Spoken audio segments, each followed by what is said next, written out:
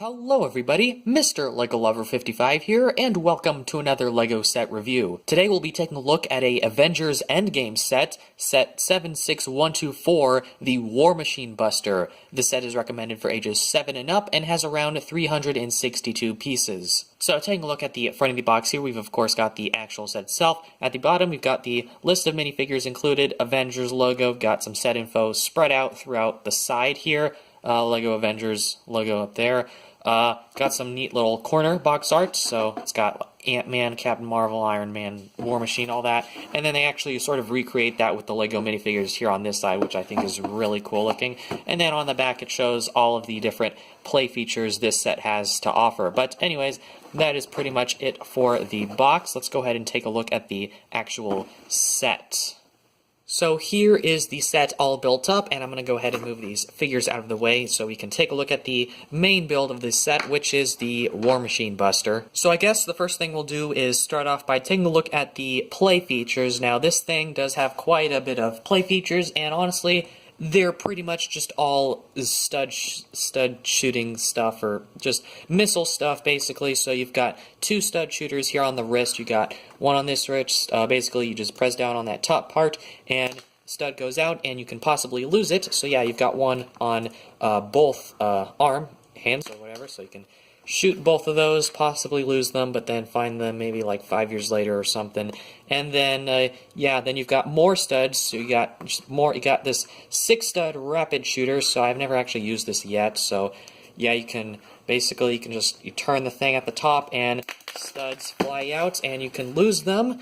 So I probably lost a couple there, but then you can also, you got some flick fire missiles, which you can just, kind of hard to see here, but you can just flick those out, and those just fly out. So you got lots of firepower on this thing, and that's kind of to be expected, because I mean it's a War Machine Buster, so obviously it's going to have a lot of missile stuff. And honestly, those are really the only, I guess, main playability features that you've got. The rest of, I guess, the quote-unquote play features that this set has is mainly posability and just opening up the suit so you can fit a minifigure in. So then I guess the only other play feature left is the opening cockpit, so you can lift that up and you can reveal War Machine. You can also open that, and you can take out War Machine, and basically what you're supposed to do is you're supposed to take off one of these stud shooters and put it onto his shoulder, because you are not able to keep the stud shooter on while he is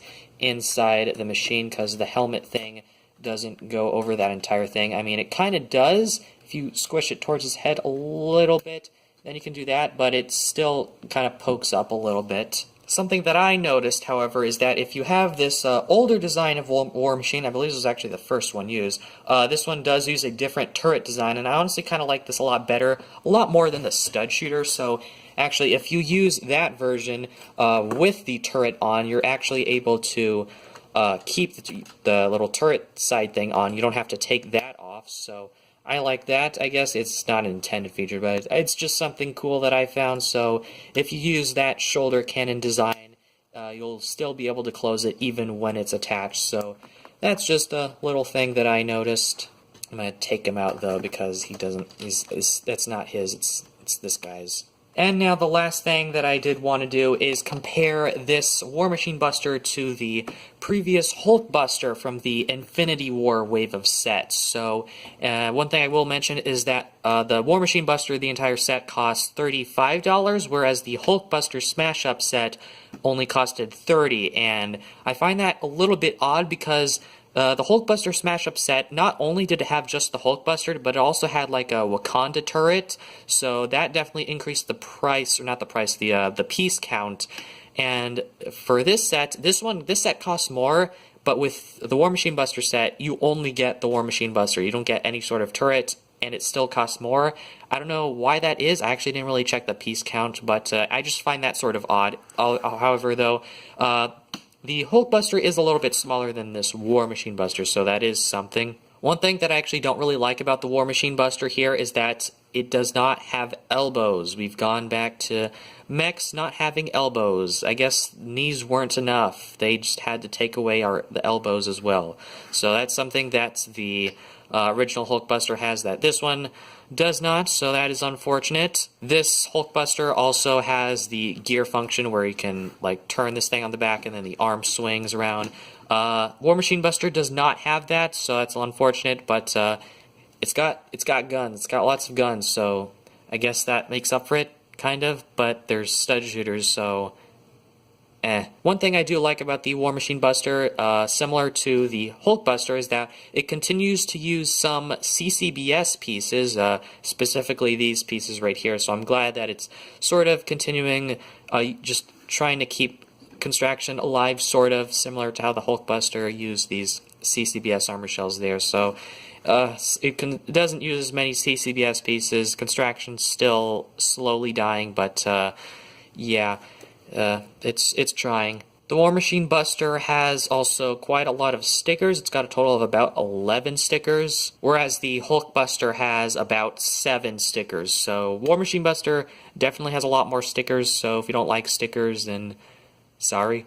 But anyways, I think that's really all I can do to compare these two guys. So anyways, that's pretty much it for the War Machine Buster. Let's go ahead and take a look at the minifigures included. Oh, also, one more thing I did forget to mention is that there's actually a small little compartment here that holds extra studs on this inverted tile piece. It just sort of sits sort of in the cockpit here, just in the back. So if you lose studs, you got extra ones in there. So clever little design choice. I'm pretty cool that they were able to fit that in there, although it doesn't really stay very well without the minifigures, so yeah.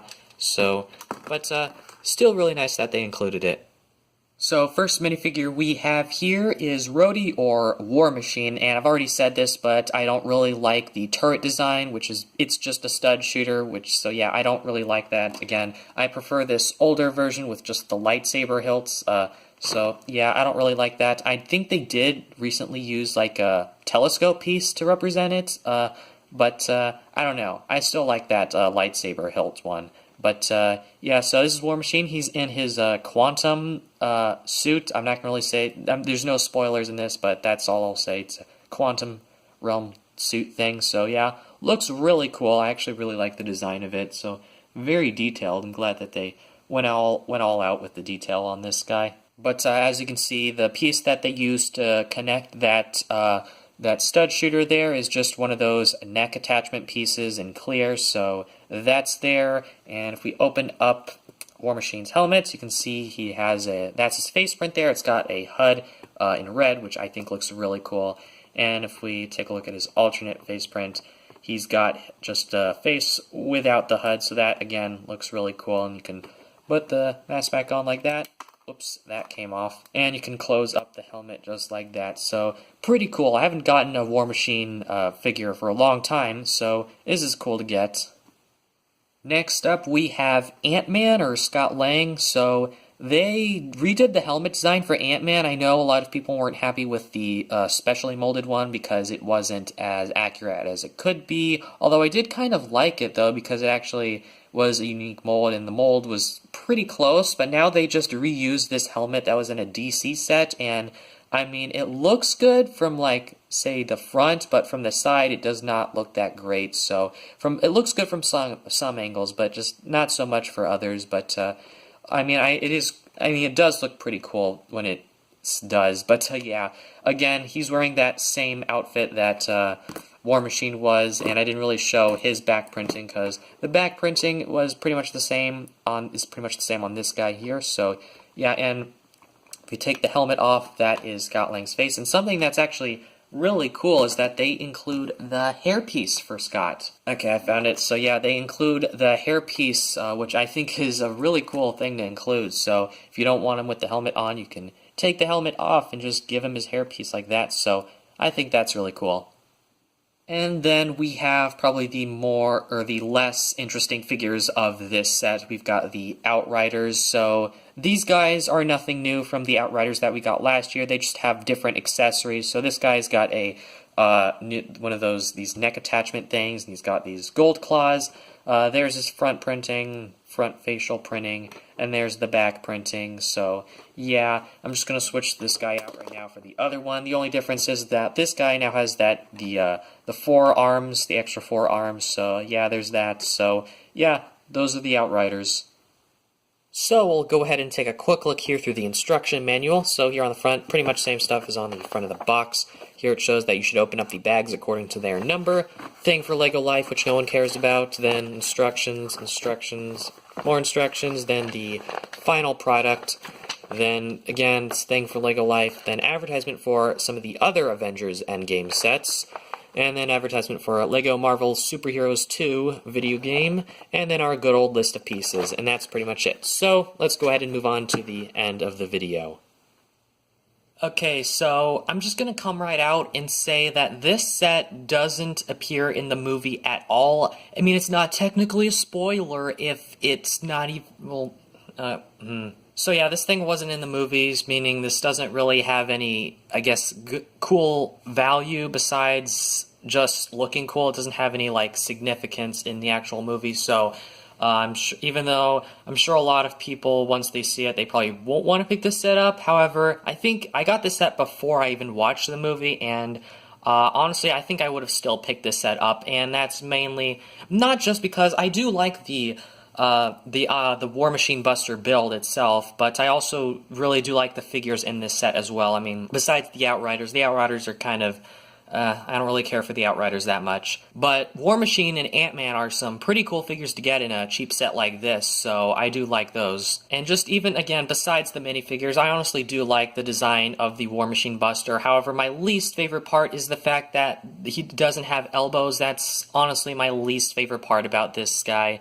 And yeah, just that's kind of disappointing because Lego's come so far in the evolution of mechs, and they just took that away with this guy, so yeah. Well, another sort of complaint I have about this set, not really the set itself, but more so the price. This thing cost about $35, and again, I mentioned this before, but the Hulkbuster Smash Up was only $30, and that came with both the Hulkbuster and a Wakanda turret, and that was cheaper than this, but this one only has the mech, and it's $5 more, so I don't really get why it is. I mean, it is a little bit bigger, a little bit, I guess, does use a little bit more pieces, but still, I feel like this should have been a $30 set. I know $5 isn't that much of a difference, but still, it can be a difference to some people, and I feel like $35 just, first of all, it seems odd that they would go with $35, because I don't really see too many $35 sets that often, at least from Lego, but